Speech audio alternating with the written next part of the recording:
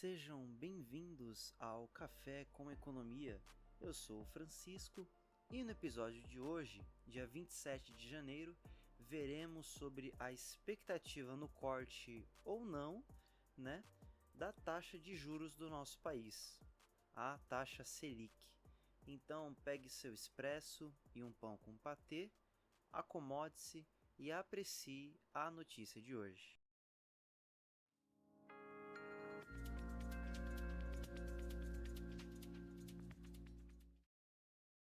Caro ouvinte, antes de iniciarmos o episódio de hoje, peço encarecidamente para você que se inscreva no nosso canal, ative o sininho das notificações e deixe o seu like, pois assim o YouTube irá recomendar esse podcast para outras pessoas que possuem os mesmos interesses e gosto que você.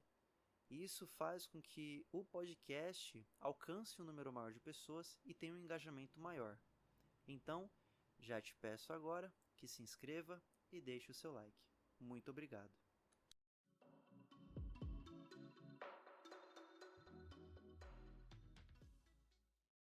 Bom, então vamos começar falando do Copom.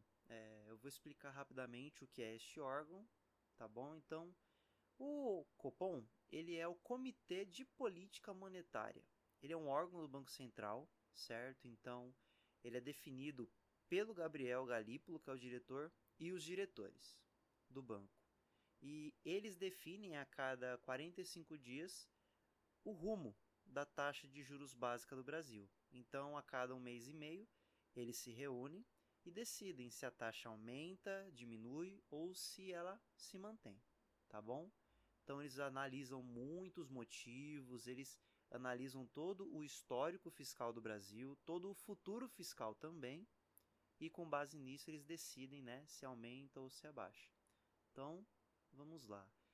O Copom ele decidiu, na reunião desse mês, que vai manter a taxa Selic em 15% ao ano. Isso contraria boa parte do mercado que esperava o início imediato de um ciclo de cortes. Então o mercado ele vai sair decepcionado, Então o mercado ele está decepcionado porque a gente pensava que ia ter um corte, que ia ter pelo menos uma diminuição, Que a gente veria a Selic pelo menos aí a uns 14 ou 13,5%, Mas não foi o que aconteceu. Essa foi a quinta manutenção consecutiva, mas os analistas acreditam que a redução deve começar já em março. O Banco Central justificou a decisão pela necessidade de avaliar melhor os riscos fiscais e a inflação de serviços, que ainda preocupa. Então a gente viu que o Banco Central decidiu manter pelos riscos fiscais.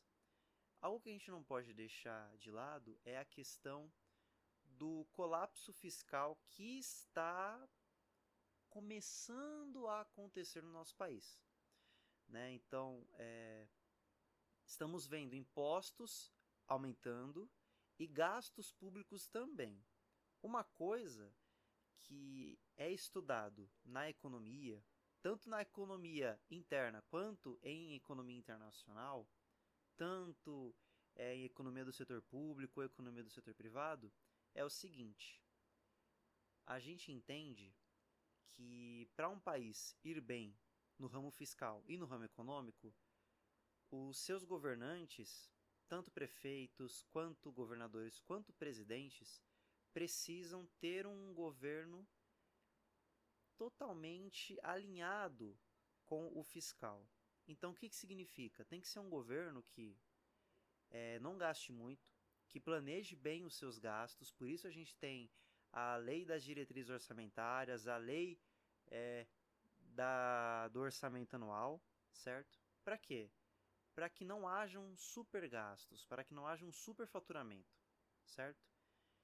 Porque no momento em que a gente tem um governo que gasta bastante, mas ao mesmo tempo, para suprir esse gasto, cobra-se muitos impostos, a gente começa a caminhar para um colapso fiscal, certo? Então significa que o governo aumenta os impostos, a população começa a se queixar desses impostos que são inicialmente abusivos. A gente começa a ver aí impostos desnecessários, taxações desnecessárias, certo? E o que começa a acontecer? Um fenômeno que é explicado pela curva de Laffer, que a partir de determinada alíquota de imposto, a arrecadação estagna, ela para, ou ela começa a cair. Por quê? Porque a própria população começa a sonegar os impostos. Por quê? Porque ninguém quer ficar pagando uma taxa para comprar blusa na Shein. Ninguém quer pagar a mais por uma blusa que comprou lá fora. Ninguém quer mais isso, sabe? Então, a partir desta alíquota específica, que aí a gente calcula em média dos impostos de um país, a população começa a sonegar. E aí a gente tem o quê?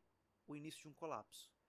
Porque os gastos não são cortados e os impostos já não suprem mais o consumo do governo, certo? Então, voltando à notícia principal, a inflação, por outro lado, vem mostrando sinais de desaceleração. O Boletim Focus projeta um índice IPCA de 4% em 2026. Então, isso está dentro da meta que estabeleceram, tá bom? Então, a gente tem também o cenário internacional, que também influencia bastante nessa situação da taxa de juros, que é os Estados Unidos estão estudando cortes graduais de juro, enquanto a Europa e o Japão seguem mais conservadores nesse caso.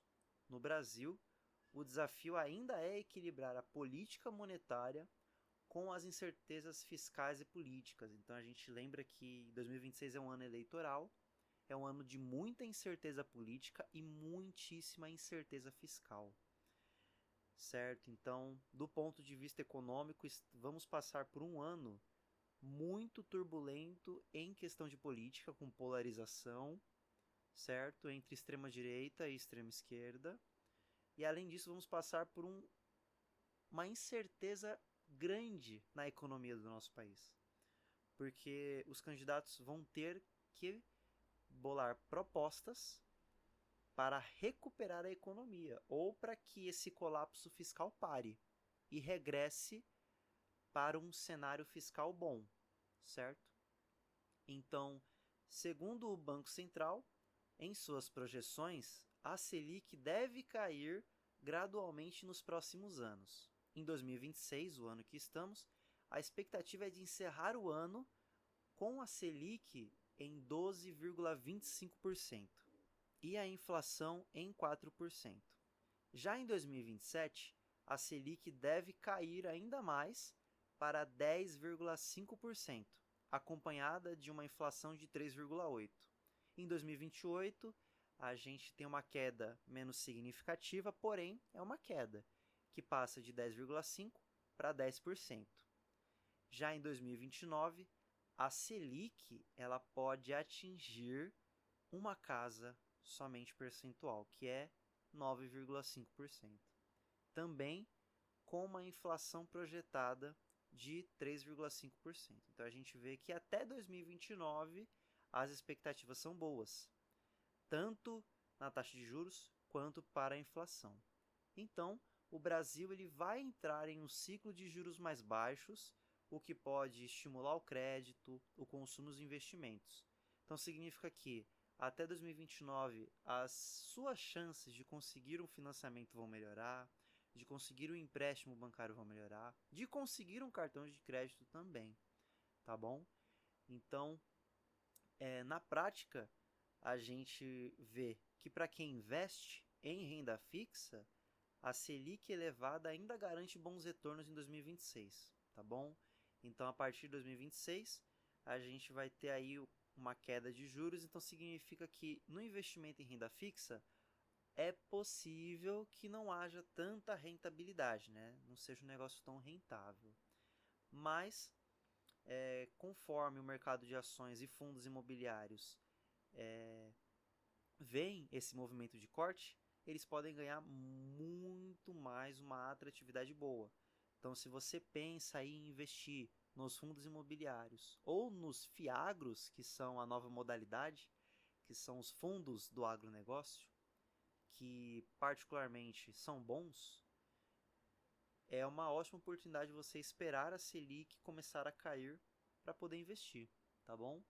Já para os consumidores e as empresas, essa queda dos juros significa um crédito mais barato. Então vocês vão ter a chance do crédito e ainda vão pagar menos do que se paga atualmente. Bom, é o que esperamos.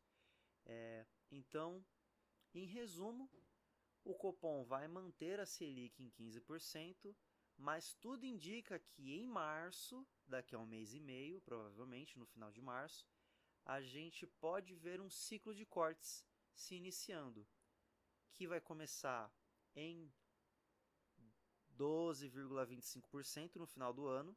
Não digo que vão cortar já para 12,25%, mas vai ter uma queda provavelmente de meio ponto percentual, então vai ficar 14,5%, até chegar em 9,5% em 2029.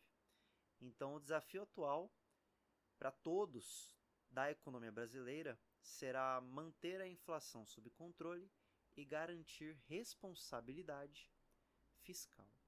Então vamos acompanhar de perto cada decisão, porque elas terão impacto direto no bolso de todo o povo brasileiro.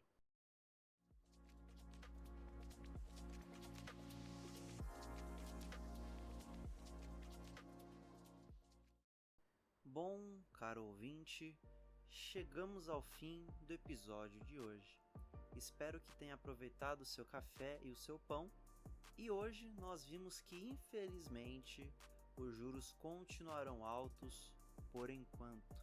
Mas vamos manter a esperança de que no final de março as notícias do Copom sejam boas.